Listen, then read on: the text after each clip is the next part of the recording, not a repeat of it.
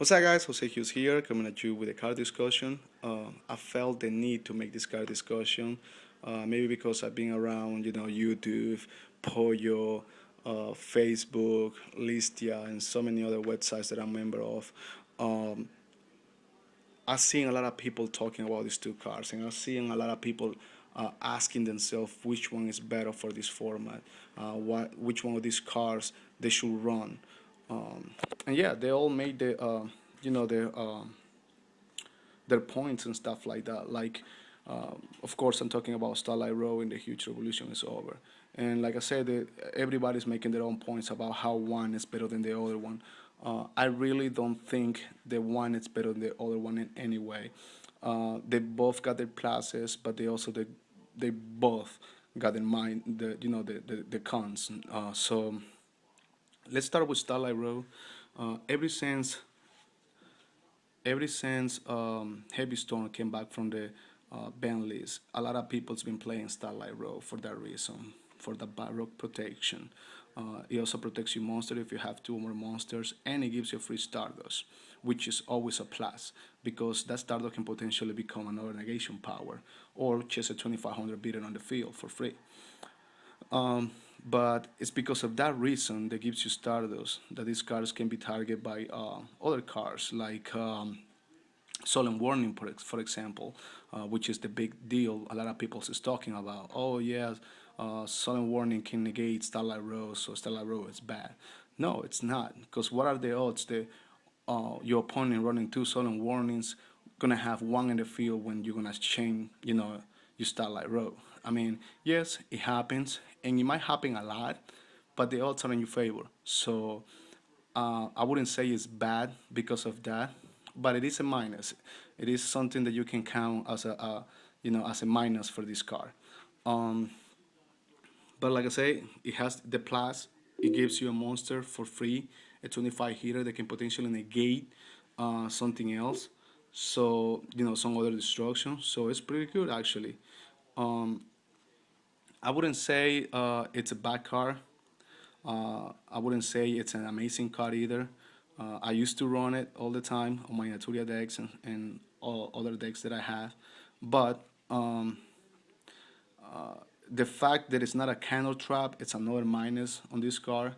Why? Because it can easily be negated by monster's effect, especially the boss monster from the Six Samurais, Shien.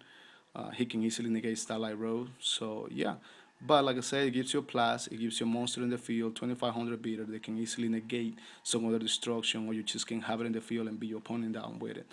I know 2500 might not see that like much in this meta, just because all the big boss monster decks has in this meta, but it's a good start. It's a good monster to have in the field.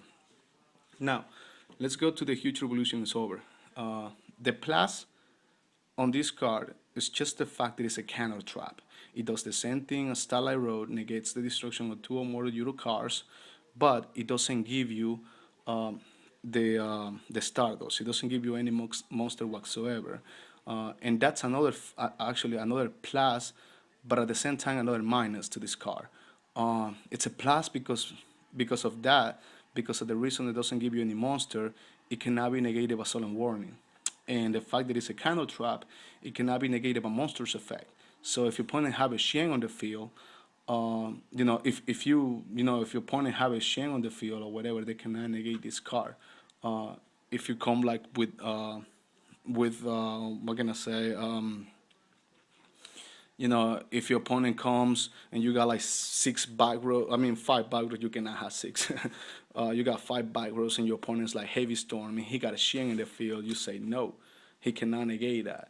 So it's in that sense, I will see why it's a little bit better than Starlight Row, but the minus in this card, it's that it doesn't give you any monster. I mean, I wish it did. Maybe that would make it bad as well. But if it gives you any monster, it would be like a Starlight Row only candle trap. So it will make him closely to Starlight Row, but at the same time it will make it a little bit weaker because it can be targeted by Solemn Warning and stuff. But Just because of that reason, I wouldn't say the one card is better than the other one, or the other one is better than this one. So, but I want to know what you guys think. Uh, I was talking to a guy on Facebook a little bit about these cards, and he told me that he prefers the Huge Revolution is over in certain decks, like Rockstone. Everybody knows that I got a Rockstone deck, which is right here, and it's for trade or for sale. I can put the link right there in the description so you guys can see it. Um, and I like it in the Rockstone deck. He did too. He told me, "Oh man, that's a great idea for your Rockstone," and I was like, "Yeah, I know," and that's what I put it in there. The reason why it's because I run the Solidarities in my Rockstone, and I run the Ghost and Match in my Rockstone, and I also side um, the rivalry of the Warlocks just because they all rocks and they all earth.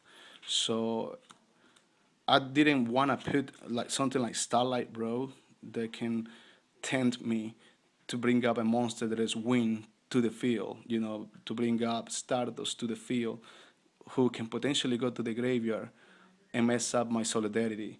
And even when it's in the field, can mess up my place, my place with the Ghost match and with the rivalry.